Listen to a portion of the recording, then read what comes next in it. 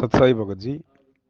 हाँ बड़े भैया, देखो इसका जो तरीका परमात्मा ने बताया है वो तो एक ही है कि वही पर नारी को देखिए बहन बेटी के भाव, कहे कबीर काम नाश का यही सहज उपाय।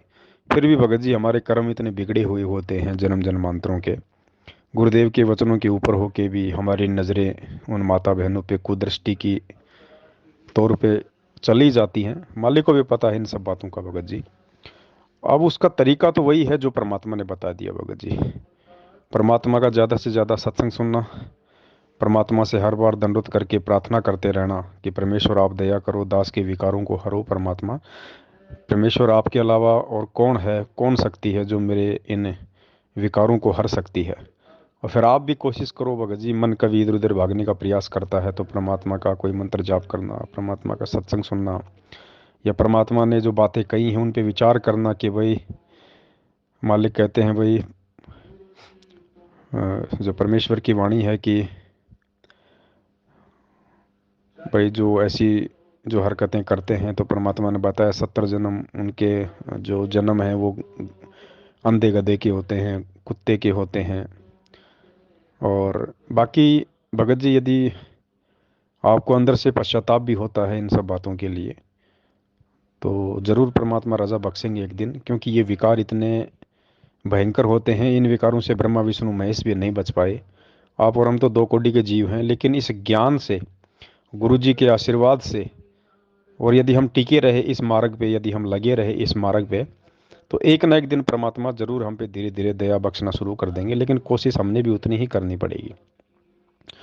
और एक छोटा सा सत्संग परमात्मा का भेजता हूँ जिसमें संघर्ष करने वाली आत्माओं के लिए परमात्मा ने कहा है कि जिनको ज़्यादा विकार सताते हैं, विषय वासना ज़्यादा है, तो परमात्मा ने कहा कि और यदि वो भक्ति पे लगे हुए हैं, गुरु जी से समायाचना मांगते रहते हैं, परमात्मा को प्रार्थना करते रहते हैं, तो फिर गुरु जी कहते हैं कि वो विकार जो है परमात्मा नुकसान नहीं करने देगा।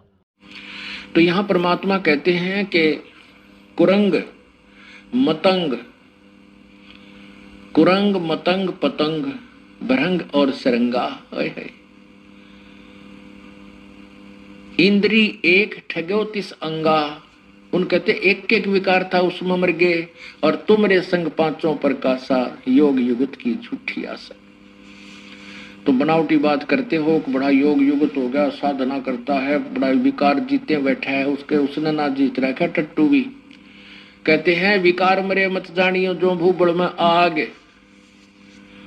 जब तक हम कभी परमेश्वर की शरण में नहीं आएंगे यो मन टेकन को दे जीवन। ये तो कबीर परमात्मा ही हमारी व्यवस्था ठीक रखेगा, हमारा प्रोटेक्शन करेगा। मन की तो बकवाद करने की आदत है, परंतु भगवान इसको लिमिट से आगे नहीं जाने देगा, क्योंकि उसको पता है कि ये कहाँ तक पहुंच सकता है और कितनी हानि पहुंचा सकता है। इसलिए प्रभु इस मन को सीमा में रखता है। अब देखो काल ने कि कैसा जुल्म किया। मनुष्य जन्म दिया तो पांचों बकवाद लगा दी। गाने सुन की आदत मारे में, अच्छी सुगंधित खुशबूदार तेल त्याल छिड़कन की बीमारी मारे में, सुंदर रूप देख लिया उस पर आसक्त उनकी बीमारी मनुष्य में, यानी हर प्रकार की बकवादें। कबीर परमात्मा कहते हैं कबीर कुत्ता 30 दिन रुत पे रहे उजास, कामी नरकुता सही ये 6 ऋतु 12 मास। परमात्मा ने मनुष्य को कुत्ते से भी बदतर जीव बताया है। कहते हैं कुत्ता तो 30 दिन ऋतु के ऊपर ही उसके अंदर उत्तेजना होती है विकारों की, और कहते कामी नरकुता से 6 ऋतु 12 मास। इस मनुष्य के अंदर ये भी विकार कोई समय ही नहीं दिया। तो परमात्मा कहते हैं कि इतने विकार, इतना आपके ऊपर काल ने जाल फैला रखा है, तुम समझते नहीं। ये काल का एक सुनियोजित षड्यंत्र है। कबीर परमात्मा ने आकर के हमें बताया है। अब उन्होंने बता भी दिया है और हमें हमारा सहयोग नहीं देंगे तो हम यूजलेस हैं। जिससे ज्ञान भी हो जाए हम कुछ नहीं कर सकते, ना किसी विकार को कंट्रोल कर सकते जब तक परमात्मा की मदद, उसका अंकुश इस मन के ऊपर नहीं रहेगा। अंकुश रहेगा, उसकी मर्यादा में रहेंगे, इस नाम का जाप करेंगे, सुबह शाम दोपहर की सब अपनी क्रियाएं करेंगे और नेक नीति से रहेंगे तो परमात्मा इस काल के जाल से हमें बचाएगा। परमात्मा उस भगत को वो हद पार करने नहीं देगा, किसी न किसी कारण से परमात्मा उसको रोक के रखेगा। बाकी कोशिश हमने भगत जी करते रहनी चाहिए परमात्मा की दया से। और हर स्त्री पुरुष को हम कोशिश हर स्त्री को हम कोशिश करें माँ बहन की दृष्टि से देखने की। फिर ये धीरे धीरे की प्रोसीजर है भगत जी, एक दिन में ऐसा कुछ नहीं होता है, समय लगता है इन चीज़ों में। परमात्मा धीरे धीरे फिर ज्ञान के सुनते रहने से ही हमारे अंदर फिर धीरे धीरे परमात्मा रजा बख्शेंगे। सत्साई सत्साई भगत जी, मन में तो आएगा क्योंकि काल नहीं चाहता ना कि हम भक्ति करें, हम भक्ति पे टिके रहें, हमारी मर्यादा सही रहे। तो काल की तो कोशिश है, काल अपना काम कर रहा है। हमें भी तो परमात्मा ने ज्ञान दे रखा भगत जी, मंत्र दे रखे हैं, हम भी तो उस हथियार का प्रयोग करें। अगर काल अपनी रेंज का प्रयोग कर रहा है तो उसे काटने के लिए परमात्मा ने हमारे को मंत्र और सत्संग दिए हुए हैं। खाली मन में इन बातों का आना या ऐसे गंदे विचार आ जाने से जो है नामखंड नहीं होता भगत जी। मन में तो ऐसे विचार आएंगे आएंगे, क्योंकि पहले हम यही काम किया करते थे। तो मन के ऐसे विचारों को रोकने के लिए ही तो गुरु जी ने हमारे को ये जो है वो दवा दी है, सत्संग दिए हैं, हमारे को मंत्र दिए हैं, आरती दी है भगत जी। परमात्मा से हम प्रार्थना करते रहें, ये सभी चीजें उसी लिए तो हैं। नाम लेते ही कोई राजा हरिश्चंद्र थोड़ी बन जाता कोई एक बार में।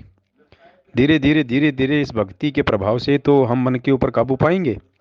तो ऐसे विचार आ जाने से हमारे को चिंता नहीं होनी चाहिए ऐसी, बल्कि ये विचार करना चाहिए कि काल चाहता है कि मेरी मर्यादा ठीक ना रहे, मेरा नाम खंड हो जाए, मैं गुरु जी से दूर हो जाऊं, मैं ये गंदा काम कर दूं। तो माता बहनों के प्रति ऐसे गंदे विचार यदि मन में आ जाते हैं तो ज्ञान आधार से हमने डरना नहीं है, बल्कि मालिक के दिए हुए ज्ञान आधार से विचार करना है कि गुरु जी हमें क्या शिक्षा देते हैं कि भाई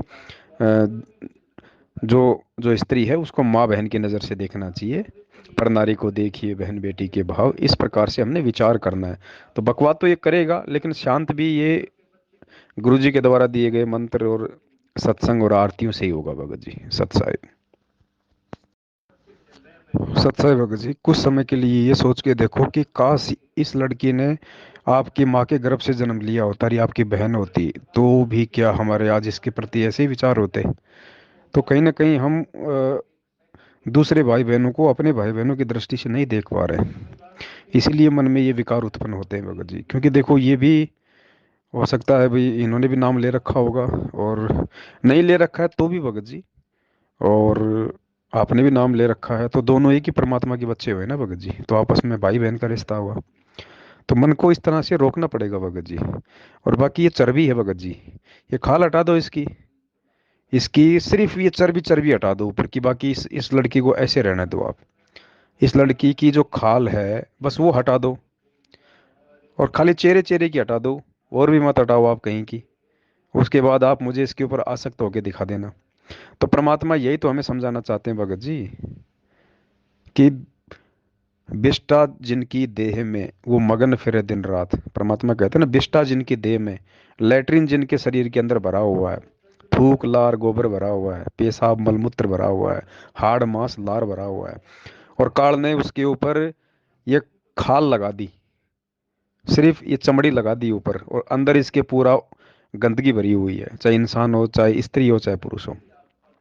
तो भगत जी बस ये ज्ञान से हमने इतना तो हटाना है, ये आवरण ही तो हटा के देखना, और ये ज्ञान जो है इस आवरण को ही तो हटाएगा कि इसके अंदर है क्या। ये चमड़ी हटा के देख लो, फिर मुझे कोई आसक्त होगी बता दो कि मैं इससे प्यार करता हूँ, मैं इसके लिए जान दे दूंगा।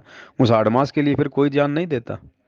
बस इतना सा अंतर है भगत जी, और ये अंतर हटाने के लिए अब तो परमात्मा ज्ञान देते हैं हमारे को। सत्साई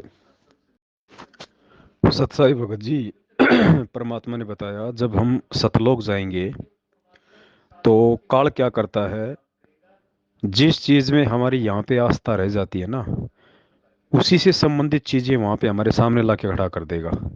जिस लड़की में आस्था रह गई तो उस लड़की का रूप बना के काल के एजेंट वहां पे खड़े हो जाएंगे आपको ठगने के लिए। अगर किसी लड़की की किसी पुरुष में आस्था है तो काल के दूत उस पुरुष का रूप बना के वहां खड़े हो जाएंगे। अगर किसी की दोनों में आस्था नहीं है तो वो क्या करते हैं, वहां पे जो अप्सराएं होती हैं, परमात्मा ने बताया 72 करोड़ अप्सराएं हैं, उनको वहां पे भेज दिया जाता है साधक को ठगने के लिए। तो 72 करोड़ अप्सराएं, और वो कितनी सुंदर हैं भगत जी। मतलब यहाँ की जो मिस वर्ल्ड होती है, मिस वर्ल्ड, वो उन अप्सराओं के पैर के नाखून के 100वें हिस्से के बराबर भी नहीं होती। वो इतनी सुंदर होती हैं। तो वो अप्सराएं रास्ते में खड़ी कर दी जाती हैं जीव को ठगने के लिए, कि मैं तेरी रानी बन के रहूंगी, तेरी पटरानी बन के रहूंगी, तेरी दासी बन के रहूंगी, हम दोनों मौज करेंगे, ऐश करेंगे, तुझे सारे शारीरिक सुख दूंगी, तुझे ऐसे रखूंगी। अर्धनग्न कपड़ों में नंगी भी हो जाती हैं।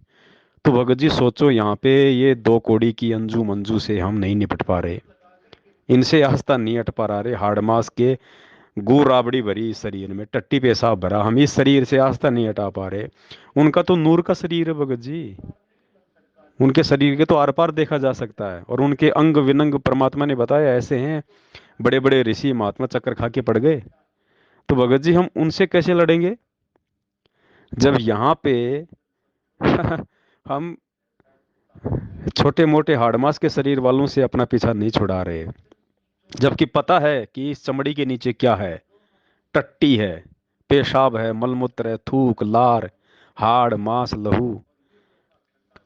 हम यहाँ आस्था नहीं हटा पा रहे भगत जी। सोचो, क्या हम त्रिकुटी तक भी पहुंच जाएंगे क्या? सतलोक तो फिर बहुत बड़ी बात है। तो परमात्मा तो हमें ऐसा बनाना चाह रहे हैं। तो सोचो अभी हमारे अंदर कितनी कमी है भक्ति मार्ग में, हमने कितना जो है ज्ञान को आधार बना के चलने की आवश्यकता है भगत जी। परमात्मा के सत्संग सुनना अलग चीज है, उन पे विचार विमर्श करना अलग चीज है भगत जी। तो परमेश्वर दया करें बड़े भाई, मालिक के वचनों को थोड़ा ध्यान से सुनो, समझने का प्रयास करो। नहीं तो भगत जी बात बिगड़ जाएगी। फिर यहीं पटक देगा काल, उस अंजू को भी कुतिया बना देगा, और फिर आप तो बनोगे बनोगे, और फिर यहीं चक्कर काटते रहना दोनों पूरी जिंदगी। फिर कोई भी, आप जी हो चाहे मैं जी हो चाहे कोई भी हो, इशारा सबके लिए है। सत साहिब जी।